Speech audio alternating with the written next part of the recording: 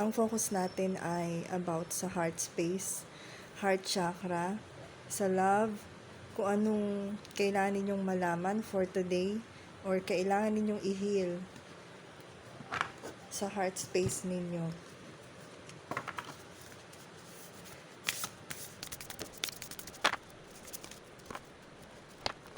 Pagkakulan ko, itong gusto natin yung nakalimutan mo. Please follow my account para makita yung notification. Yung post ng bagong video. Salamat po. Hindi ko kasi sila ng pag-post sa account sa YouTube. Hindi ko na past years. So, this year.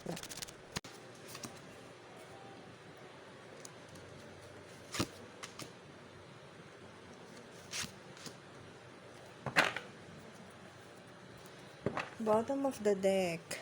Ace of Swords. The Truth. So, possible na nalaman nyo na ang truth or malalaman nyo palang ang truth through this reading.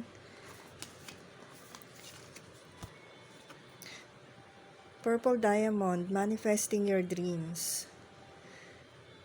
Ang nasisense ko dito, collective. And also number 7, very spiritual number.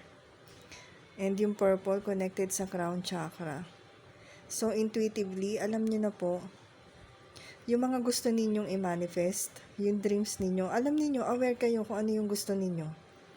Pero ang nagiging blockage nito ay yung mga hindi nyo pa nahihil na limiting beliefs and mga burden na dala ng mga past experiences na hindi magaganda or nakasakit sa inyo. Ito yung team ninyo today or these days or starting January. Kayo na pong mag-apply sa sitwasyon ninyo. The High Priestess, very intuitive yung mga nanditong nanonood ngayon. And yung iba pa sa inyo, marunong din magtaro or nasa awakening journey. Meron kang enough na knowledge para ma-manifest yung mga dreams mo, yung wishes mo. Okay, sindihan ko lang ulit ng bagong kandila.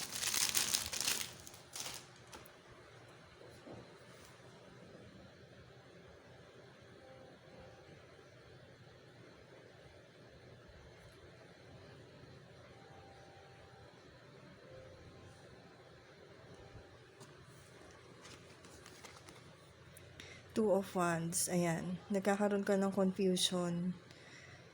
Kung ano bang path yung dapat mong gawin, kung anong way or paraan yung mga dapat mong gawin or tahakin. Kaya ka nako-confuse kasi meron ka pang blockage pagdating sa crown chakra mo. Pero intuitively alam mo, nasisense mo, pero hindi, kumbaga hindi pa complete yung knowledge or yung dapat mong malaman or yung wisdom. 3 of Cups. Eventually, makakomplete mo rin ang puzzle. Yun na nasisense ko. So, ito yung truth na sinasabi nitong nasa bottom of the deck. Kapag nabuo mo ang puzzle, malalaman mo kung paano mo completely mamamanifest yung desires mo or yung wish ng heart mo. And I can sense na ito talaga yung wish ng heart mo, yung malaman mo yung totoo. Meron ka pang mga kailangan pang ma-unfold sa sitwasyon mo. Hindi ikaw yung makaka-discover nun. Hindi sinasabi sa cards.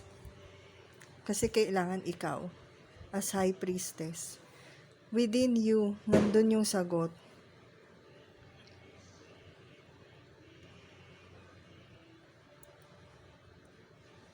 Something about sa spiritual journey mo or spiritual side mo ay ginigising ka about dito sa truth na kailangan mong malaman. Kung hindi tungkol sa sarili mo, ay tungkol sa sitwasyon mo.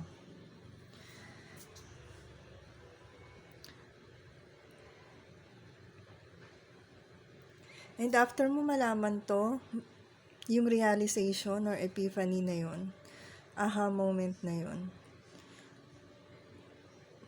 magiging masaya ka sa outcome na to eh. Kumbaga, isa-celebrate mo siya. Something to celebrate. Kasi hindi siya negative outcome para sa'yo. Instead, kabaliktaran yun.